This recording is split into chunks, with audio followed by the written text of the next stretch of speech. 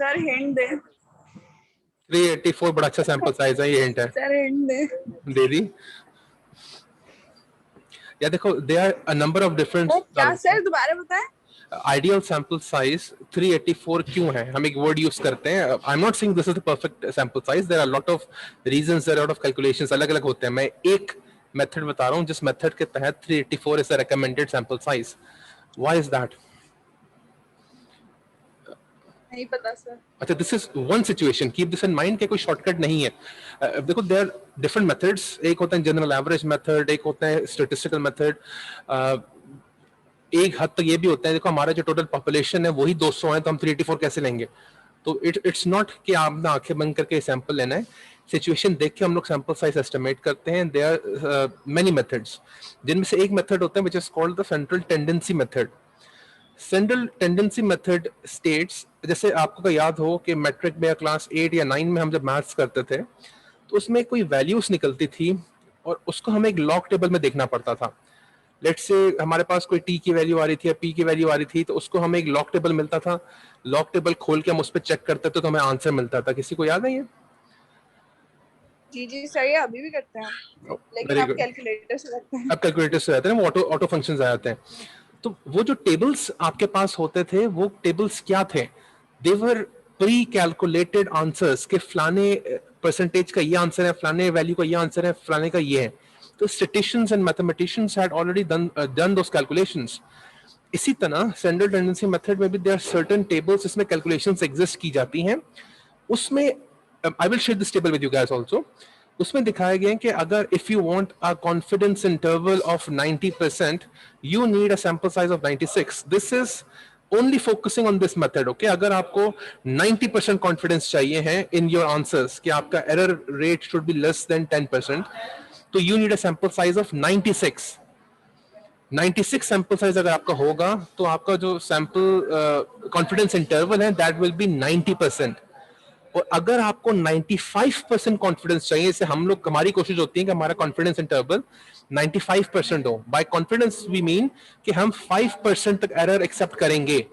95 confidence means कि we have an room of error for 5%। इसमें किसी को कंफ्यूजन है, प्लीज पूछा, आई कैन रिपीट दिस।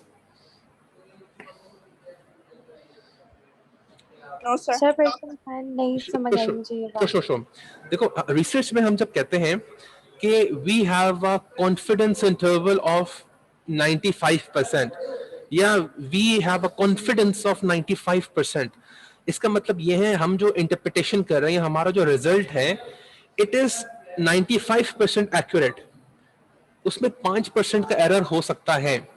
तो व्हेन वी से वो we have a confidence interval of 90%, तो हम 90% सही है, 10% एरर हो सकता है। व्हेन वी से वी आर कॉन्फिडेंस ऑफ 95%, तो 95% हमारा आंसर सही है, 5% एरर हो सकता है। This is what confidence interval और कॉन्फिडेंस मींस। ये कॉन्सेप्ट में कोई कंफ्यूजन है तो प्लीज बता दो। नो, मैं अभी सिर्फ ये टर्म की बात कर रहा हूं, ओके, फिर मैं आपको आगे उसका बता रहा हूं। द टर्म कॉन्फिडेंस मींस कि हम, हमारी जो स्टैटिस्टिक्स है, वी कैन कॉन्फिडेंटली से कि हमारा जो रिजल्ट है वो 90% सही है।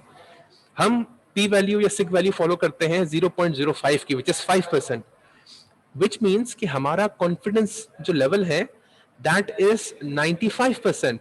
दैट मींस हमारा जो रिजल्ट है वो 95% एक्यूरेट है, जिसमें 5% एरर हो सकता है। This is one of the reasons कि हमारी जो सिग वैल्यू है या पी वैल्यू है, it should be less than 0.05। Less than 0.05 means कि एरर हमारा 5% से कम होगा। अगर हमारा एरर 5% से ज्यादा हुआ तो हमारा कॉन्फिडेंस 95% नहीं होगा, इट मींस कि हमारा कॉन्फिडेंस गलत है। This is one of the reasons कि हम लोग अपने सिग वैल्यू को कट ऑफ करते हैं 0.05 पे। अगर आपको याद हो, लॉकडाउन से पहले हमने ये लैब में भी डिस्कस किया था। जी सर याद है। So, coming on to याद है। good. तो कमिंग ऑन टू दिस, अगर हमें 90% कॉन्फिडेंस रखना होता है, which is fine in political sciences, उसमें हमारा सैंपल साइज 96 एक्सेप्टेबल होता है। इन रेयर केसेस हम मैनेजमेंट साइंसेस से भी उसको जस्टिफाई कर देते हैं, but in normally in management sciences या social sciences we go for a 95% confidence interval कि हम अज्यूम करते हैं कि 5% से ज्यादा error is not something good, हम उसको we want a less error ratio, हम चाहते हैं हमारा जो एरर है 5% से कम रहे.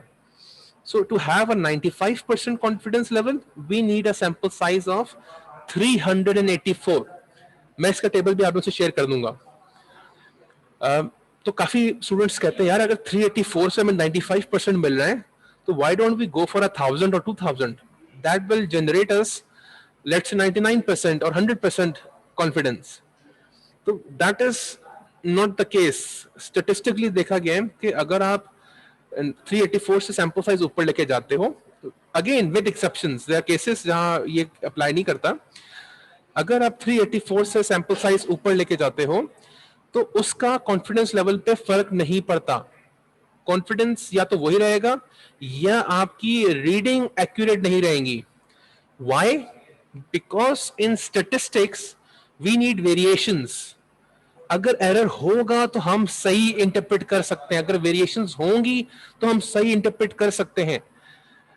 Central limit sorry central limit नहीं, सेंट्रल टेंडेंसी थ्योरम एक थ्योरम है which states larger the sample the normal the distribution. It states कि हमारा सैंपल जितना बड़ा होगा ऑटोमेटिकली हमारा डिस्ट्रीब्यूशन नॉर्मल हो जाएगा.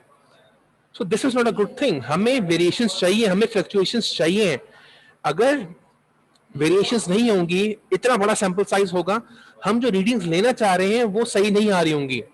If you take a sample of 2000, 3000, 4000, आपकी हर चीज सिग्निफिकेंट आएगी, उसमें इनसिग्निफिकेंस होगी नहीं, ऑटोमेटिकली खत्म हो जाएगी. So the meaning of the data खत्म हो जाता है.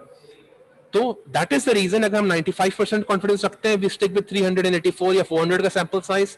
अगर हम 90% का रखते हैं तो we stick with 96% confidence level. आराम से अब्सॉर्ब करो, फिर भी कोई कंफ्यूजन है प्लीज पूछो.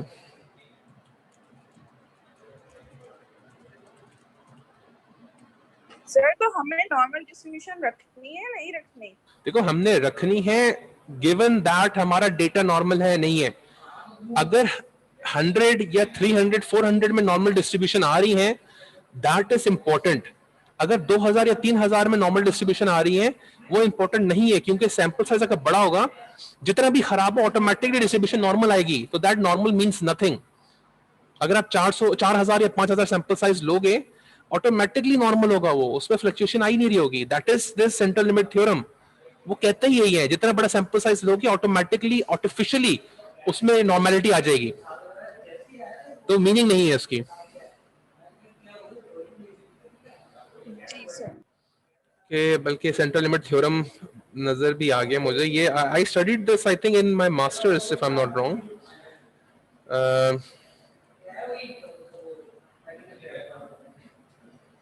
नजर आ रही है स्क्रीन आपको? जी सर. देखो सेंट्रल लिमिट थ्योरम क्या है. देखो this it tends to be a justification में आप ये यूज कर सकते हो. Okay, the central limit theorem states that the distribution of sample means approximates a normal distribution as the sample size gets larger. इसीलिए क्रॉस सेक्शनल डेटा में we stick with a limited sample. हम it is counter intuitive. हमारा assumption क्या होता है, हम बड़ा sample size ले लेंगे, it is good for us. It is not. We need the right sample size. बहुत छोटा भी ना हो, बहुत बड़ा भी ना हो. We need to target the right sample size for the right meaning. That is important. Again absorb कर लो, मैं वीडियो पे लगा दूंगा, फिर भी कोई कंफ्यूजन हो मसला नहीं, आप लोग फिर डिस्कस कर लेना, मैं बता दूंगा आपको. Okay, I wanted to show you something. किसी मैंने अपलोड कर दिया. Thank you. आपने वो उस ड्राइव पे किया है? ड्राइव पे. ओके एक सेकंड.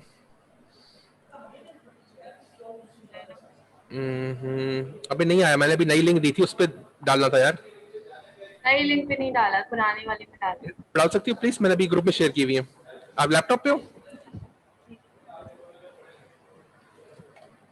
करके मुझे प्लीज बता देना. मैं एक दो आप लोग चीज दिखा दूंगा, एनालिसिस भी हम देख लेंगे.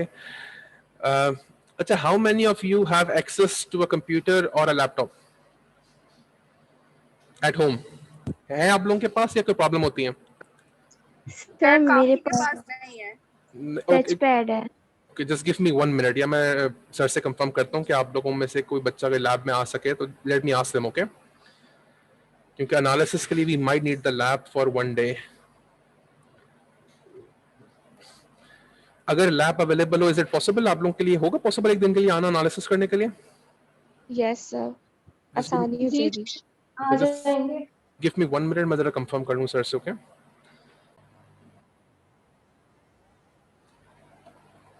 सबको नजर आ रही है?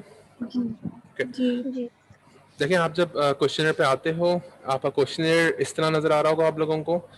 टॉप राइट पे रिस्पॉन्सेस शो हो रहे हैं. हम यहाँ पर क्लिक करते हैं तो हमारे पास पूरा एक समरी आ जाती है, बड़े अच्छे तरीके पे. This gives you descriptive graphs. देखो यहाँ पे ग्राफ्स में हमारे पास रिस्पॉन्सेज आए हुए हैं, एज कितने लोग हैं, जेंडर क्या है, हमारे रिस्पॉन्सेज क्या हैं. तो इसमें से you can take these tables as descriptives और डेमोग्राफिक्स. तो इसको आप एक्सप्लेन कर सकते हो, थोड़े बहुत आपने डालने हैं. एडवाइजेबल है इसमें से डेमोग्राफिक्स ले लो, एज ले लो, जेंडर ले लो, इस टाइप के 2-3 क्वेश्चंस लेके थोड़ा सा एक्सप्लेन आप कर सकते हो. ये जो क्वेश्चंस हैं ये हमारे डेमोग्राफिकली या I would say descriptive statistics wise हमारे लिए काम के नहीं है. ओके, इनको हम लोग यूज करेंगे इन्फ्रेंशियली. इसको हमें डाउनलोड करना है. डाउनलोड के लिए I will go here, I will click this side and go to download responses.csv. अब क्या है, काफी सॉफ्टवेयर्स में इंक्लूडिंग PLS हमें .csv फाइल्स चाहिए होते हैं. Okay, this is basically separated by commas. तो मैं इस पे क्लिक करूंगा और ऑटोमेटिकली मेरे पास एक एक्सेल फाइल खुल जाएगी यहाँ पे. एक सेकंड.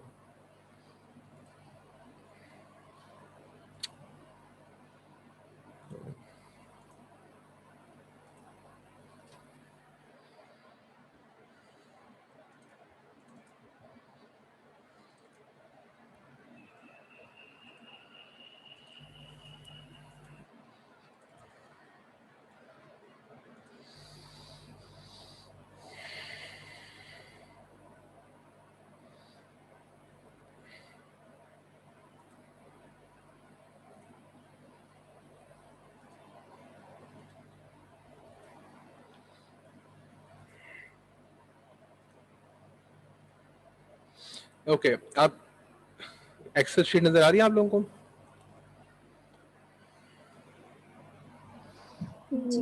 ठीक है.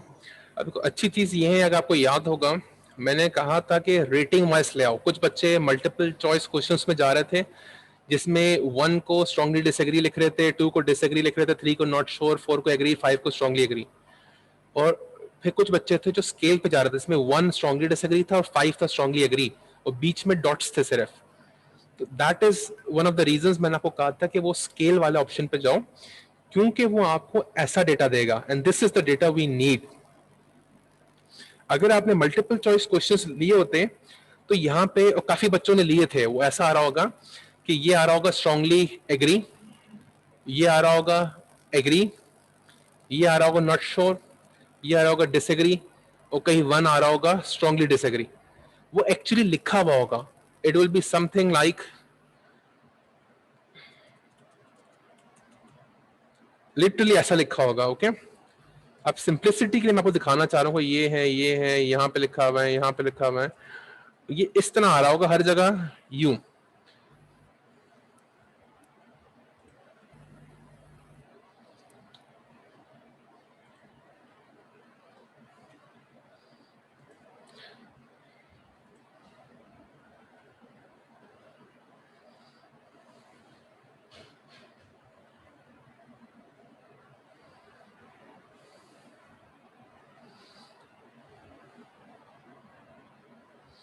अल्लाह माफी, ये हालत होगी हम सारे लैपटॉप की, मेरे मर गए. इतनी देर वैसे लगती नहीं है, it takes hardly a second.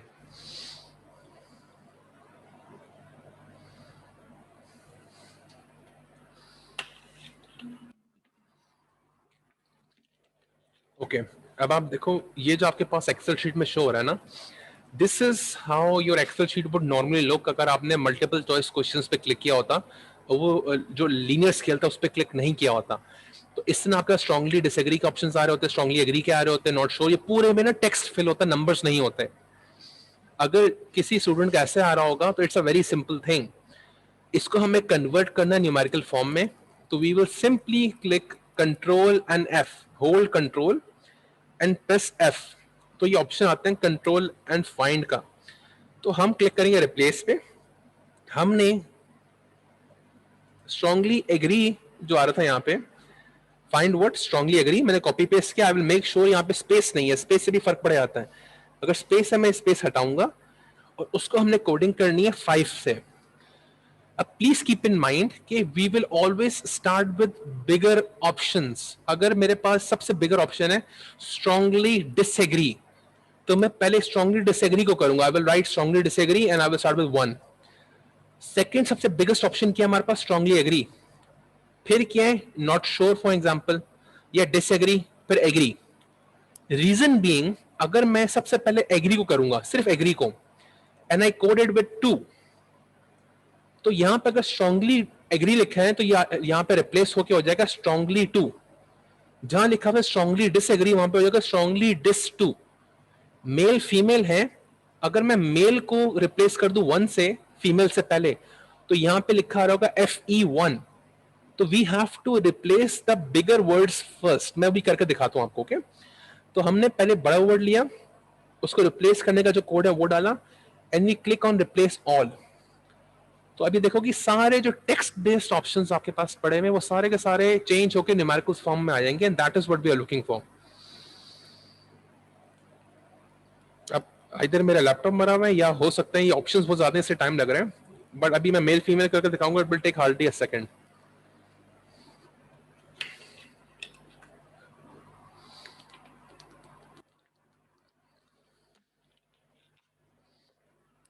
बस गाइस, अभी नेक्स्ट मुश्किल से हमारे पास 5 मिनट्स का काम है, ज्यादा मसला नहीं है। एक दो चीजें एक्सप्लेन कर दूंगा, फिर हम कोऑर्डिनेट करेंगे कि हमने किस दिन कोई एक मीटिंग रख लेंगे छोटी सी। ओके, देखो ये अब मैं सिर्फ दिखा रहा हूँ मेल फीमेल है। लेट्स से अगर मैं रिप्लेस कर रहा हूँ इसको फीमेल को, ओके फीमेल को, अगर मैं हाईलाइट करूंगा ना इसको ड्राइव को, तो ये सिर्फ इस कॉलम को ही रिव्यू करेगा।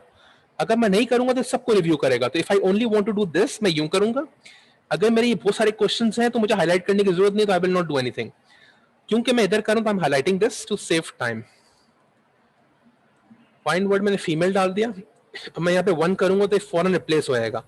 बट मैं आपको वो गलती दिखाना चाह रहा हूँ, तो मैंने पहले मेल को सिलेक्ट किया और लेट से मैंने मेल को रिप्लेस कर दिया 1 से। तो अब गलती में क्या होगा, देखो ये फी1 फी1 फी1 फी1 फी1 ये होना शुरू हो जाएगा। This is a mistake which happens frequently. तो इस वजह से आई एम एडवाइसिंग यू, पहले बड़े वर्ड्स को लेके रिप्लेस करो, फिर छोटे को करो। इस कॉन्सेप्ट में किसी को प्रॉब्लम है तो please let me no. Problems हो सकती हैं, देखो this is something new for you guys. Okay sir, ये जो आपने फाइंड एंड रिप्लेस विद खोला था, ये 4 क्या था, प्रेस किया था आपने? Control F4, sorry control F। सही। This is for control find. अच्छा, कंट्रोल रिप्लेस ऑल का ऑप्शन है कंट्रोल H। अभी मैं कर रहा हूं कंट्रोल H, तो स्क्रीन में ये डायरेक्ट आ रहा है रिप्लेस का option. Control H means replace, control F means find. Okay, अब आप लोगों ने काम करना होगा। लेट्स से आप लोगों का सैंपल आ गया, आप लोगों के पास रिस्पॉन्सेज आ गए, and now we want to go for the analysis. तो अब आप लोग जब यूनिवर्सिटी आओगे उससे पहले पहले आप लोगों को क्या काम करना है मैं वो दिखा रहा हूँ। जो स्टूडेंट्स रिग्रेशन रन कर रहे हैं, टी टेस्ट कर रहे हैं, अनोवा कर रहे हैं, उनको ये स्टेप करना जरूरी है। जो लोग SCM रन करेंगे उन लोगों के लिए ये करना जरूरी नहीं है। बट अगर कोई SCM कर रहे हैं और साथ साथ टी टेस्ट या अनोवा भी करना चाह रहे हैं, वो भी ये स्टेप कर लें तो टाइम बच जाएगा, ख्वारी से बच जाएंगे आप। उसमें क्या हमने पहले तो ये सबको न्यूमेरिकल में कन्वर्ट कर दिया, फिर हमने कलर कोडिंग करनी है। दैट सेंस क्योंकि क्वेश्चंस तो डिटेल्स लिखी हुई है, तो यू नो कि आपके क्वेश्चंस कौन कौन से हैं। लेट्स से ये जो फर्स्ट 4 क्वेश्चंस हैं, they are for my first variable, तो मैंने इनको कलर कोड कर दिया yellow. This way I will know colour coding makes working easy. तो मैं इनको छोटा भी कर दूंगा ना, मुझे पता है यार ये जो कॉलम है ना, this is for my first variable. ये नेक्स्ट 5 है, let's say they are my second variable, इनको मैंने एक और कलर कोडिंग कर दी, मैंने और छोटा कर दिया इधर, तो सॉरी कुछ ज्यादा ही छोटे हो गए, इधर कर दिया। फिर नेक्स्ट जो मेरे 4 वेरिएबल्स हैं, they are let's say something like my third variable, हमने अब जो काम करना है, for simplicity of management we will colour code our options so it is easier for us to work with them.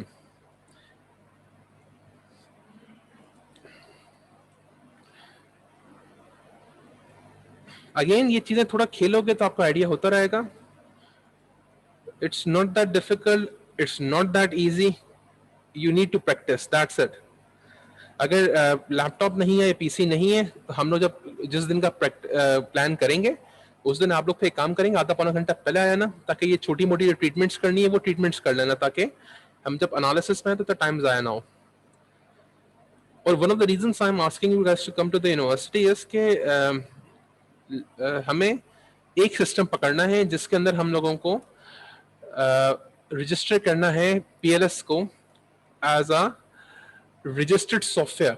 तो 30 डेज तक we get all the rights. 30 days के बाद राइट्स खत्म हो जाते हैं. तो we don't want to waste our computer. अगर मैं अपने लैपटॉप पे, बल्कि मैं कर चुका हूँ, आप अभी अपने लैपटॉप पे करोगी तो आफ्टर 1 मंथ आप अपने लैपटॉप पे वो काम नहीं कर सकोगी. And the license for the smart PLS is 250 euros for 1 year, which is अच्छा खासा expensive at least for students. देखो, this is how we will color code our work. अब मुझे पता है यार, देखो ये एक वेरिएबल है, ये अलग वेरिएबल है, ये अलग वेरिएबल, ये अलग, ये अलग, ये अलग, ये अलग, ये अलग. एंड अब एक और चीज आप लोग कर सकते हो जो नॉर्मली मैं करता हूँ, मैंडेटरी नहीं है, it helps us you know work.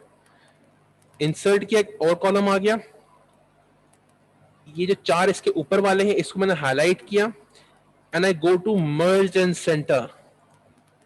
इसका फायदा क्या होगा?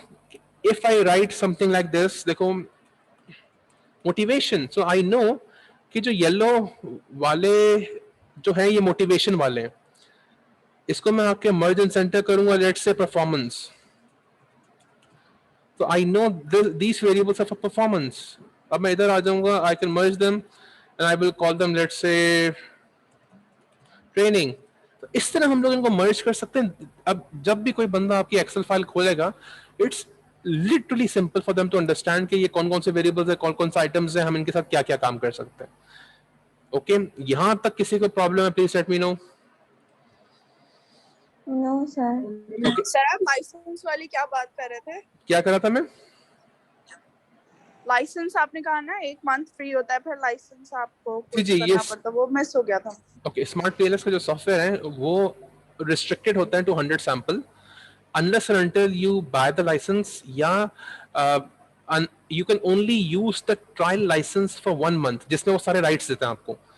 तो अगर आप स्मार्ट पीएलएस का जो सॉफ्टवेयर हम जो यूज करेंगे ना एससीएम लगाने के लिए, ओके, तो वो 1 मंथ तक हमें फुल राइट्स दे देते हैं सारे एनालिसिस करने के लिए. आफ्टर 1 मंथ, अब मसला नहीं, आप चाहो तो कर भी सकते हो, but after 1 month you can not use that software on your laptop और ऑन योर कंप्यूटर. वो समझ लो कि आपका फॉर लाइफ आपका जो ट्रायल पीरियड है उस कंप्यूटर के लिए खत्म हो गया. So you can by the software, but for a student जैसे 1 या 2 दफा रन करने, it's expensive, 250 euros per year है. तो इसलिए मैं कह रहा हूँ यूनिवर्सिटी आओगे तो हम एक कंप्यूटर को यूज करके उस पर ट्रायल वर्जन ऑन कर देंगे. तो एक स्टूडेंट हम इस तरह इंटरवल्स ले लेंगे, एक बंदा आ जाए आधे घंटे के लिए, फिर दूसरा स्टूडेंट उसके बाद आ जाए, इस तरह करेंगे एक बंदे को वेट ना करना पड़े. तो आए आधे पौने घंटे में अपना एनालिसिस आराम से कर ले, अपनी चीजें कॉपी करके शी कैन लीव, फिर दूसरा बच्चा उस कंप्यूटर पे आके काम कर ले, they can leave and so on. तो इसमें ये होगा कि आपका जो अपना कंप्यूटर है उसमें वो पीएलएस का सॉफ्टवेयर की जो लाइसेंस है या रजिस्ट्रेशन है वो जाया नहीं होगी कम से कम, ताकि कोई इमरजेंसी हो तो you can at least work on your own laptop और ऑन योर कंप्यूटर. अच्छा, anyone who is going for a T-test or an ANOVA or something like that, उनको एक एडिशनल काम भी करना पड़ेगा, वो आप लोग देख लो प्लीज. और ANOVA T-test I would say use करो, it's called a complementary analysis, it will help you, you know, make some more meaningful things. अब देखो जो PLS सॉफ्टवेयर है वो तो ये एवरेज ऑटोमेटिक निकाल लेगा, बट T-test और ANOVA हम लोग करेंगे SPSS में, तो SPSS हमारे लिए काम करेगा नहीं. तो मैं यहाँ पे लिख रहा हूँ average of motivation, AVM means average of motivation. इसका इधर मैं लिख रहा हूं average of performance, average of training. यहां पे मैं क्वेश्चन लिख रहा हूं. अब आई विल स्टार्ट हियर, मैं डालूंगा साइन इक्वल का and I will right AV. AV means average. Okay, देखो एवरेज का फॉर्मूला आ गया यहां पे. I double click this header, इस तरह कोई ऑप्शन आएगा, आई विल नॉट क्लिक एनीवेयर, अगर गलती से मैं कहीं क्लिक हो भी गया तो मसला करता है मेरे लिए, मैं आराम से बैक स्पेस करके ये हटाऊंगा, इधर तक ब्रैकेट नहीं हटाऊंगा। I will come here, I will highlight all 4। अगर 5 होता मैं 5 करता, 10 होता मैं 10 हाईलाइट करता।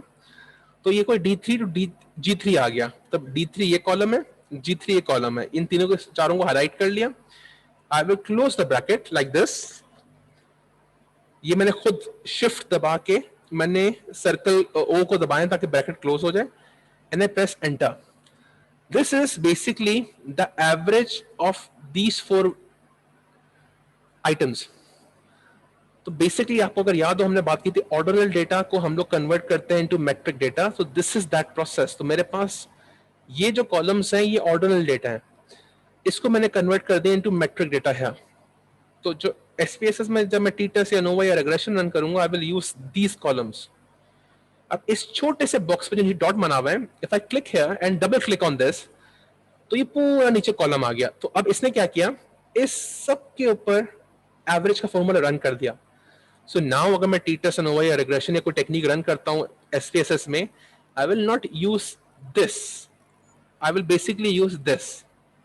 ये हमने मिड टर्म से पहले, अगर आपको याद, जी जी बोले। ये ग्रीन क्या शो कर रहा है जो बॉक्सेस में हुआ है?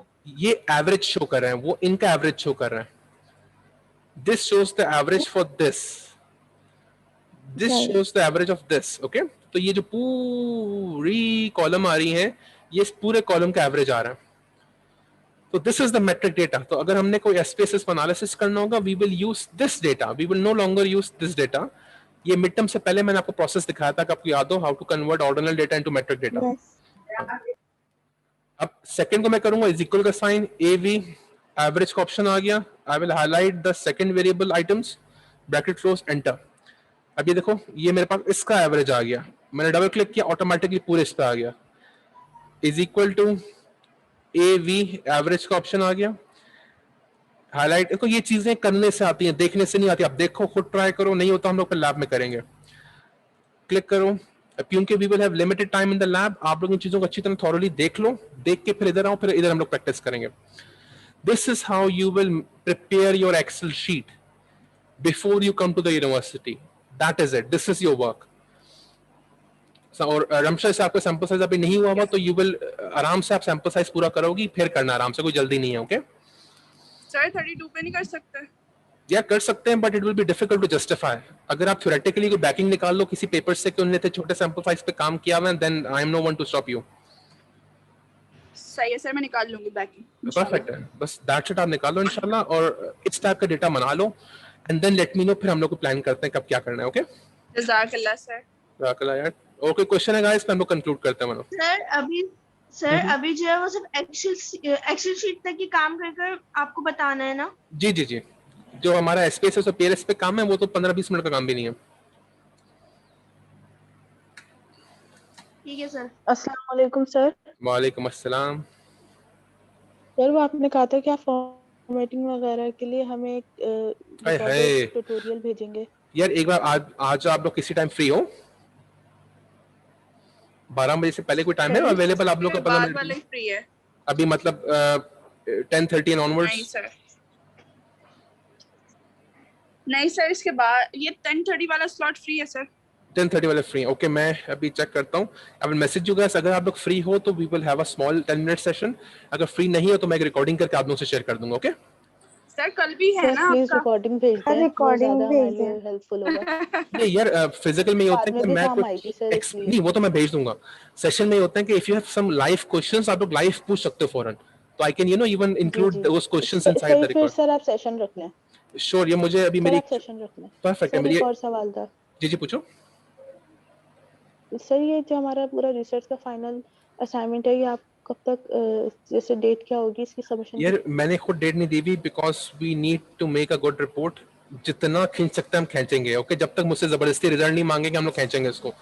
तो आप लोग काम अच्छा करो, डेडलाइन की टेंशन ना लो। तो ये ओके थैंक यू गाइस। अभी मैं आप उसका बता देते ट्यूटोरियल का। एक बंदी बोले, मुझे समझ नहीं आया, प्लीज पहले एक बंदी बोले। सर मैं कह रही हूँ कुछ तुम बोल लो पहले।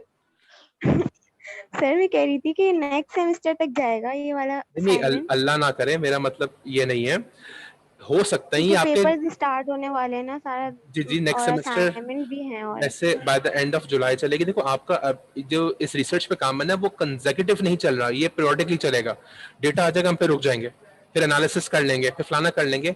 मेरा गोल है इसको पब्लिश करने की कोशिश करना, तो इट विल टेक लॉन्गर, क्योंकि जब मैं पब्लिशिंग के लिए भेजूंगा फिर उनका रिप्लाई भी आएगा, वो बोलेंगे जी इसमें ये चेंजेस हम रिकमेंड कर रहे हैं, तो हो सकता है उसमें हम काम करें बैठ के। तो मेरा ये गोल ये है, अगर आप लोग का इंटरेस्ट पब्लिकेशन का नहीं होगा तो हम लोग एनालिसिस के हफ्ते 10 दिन बाद कंक्लूड कर लेंगे, ऐसा इशू नहीं है। बट मैं कोशिश ये करूंगा कि हम लोग पब्लिकेशन तक लेके जाएं, क्योंकि काफी बच्चों के मॉडल्स अच्छे खासे एडवांस्ड हैं, तो I think there is a chance of publications. Okay जी। अगर आप लोग बोलोगे ना तंग हो गए तो मसला नहीं, हम जल्दी भी खत्म कर लेंगे, उसका टेंशन ना करो, इट्स इंडिविजुअल बेस्ड। नहीं सर तंग नहीं हो रहे, मतलब सही लग रहा है काम करते हुए भी, लेकिन वो असाइनमेंट्स भी है ना सारे और पेपर्स की भी, तो यार समझ लो हमारा पेपर्स भी आना है। वैसे हमारा जो टेक्निकल काम है ना वो इन अ वीक खत्म हो सकता है, फिर आप लोग आराम से उन चीजों पे फोकस करो, फिर हम इस पे आएंगे, फिर उस पे करो, देख लेंगे, whatever is not too burdensome to you guys. Okay इस पेपर का याद रखो कि आई वुड से 60 to 70% जो आप लोगों का पेपर है, it is the technical things we have discussed, SPSS की बातें हो रही हैं, हम लोग जो डेटा पे बातें कर रहे हैं, ऑर्डर एंड इंटरवल, यही चीजें हैं, कोई ऐसी चीज नहीं है जो आपको रटनी पड़ेगी बैठ के। ओके जी सर। चलो गाइस, अब आई थिंक ये भी खत्म, टाइम भी खत्म होने वाला है, तो मुझे 15 मिनट में आपसे कंफर्म करता हूँ कि हम मीटिंग आप लोग अवेलेबल है नहीं, हम लोग करते हैं फिर। ओके सर आपको मुझे वो दिखाना था, आपने बोला था वो बताऊंगा। क्या क्या बताऊंगा? तो मैंने आपसे पूछा था ना मीडिएटिंग का हाइपोथेसिस बनाने के लिए। यार अभी मुझे 10 मिनट दे दो, मेरी एक छोटी सी मीटिंग है, उसके बाद मैं कोऑर्डिनेट करता हूँ आप लोगों से, फिर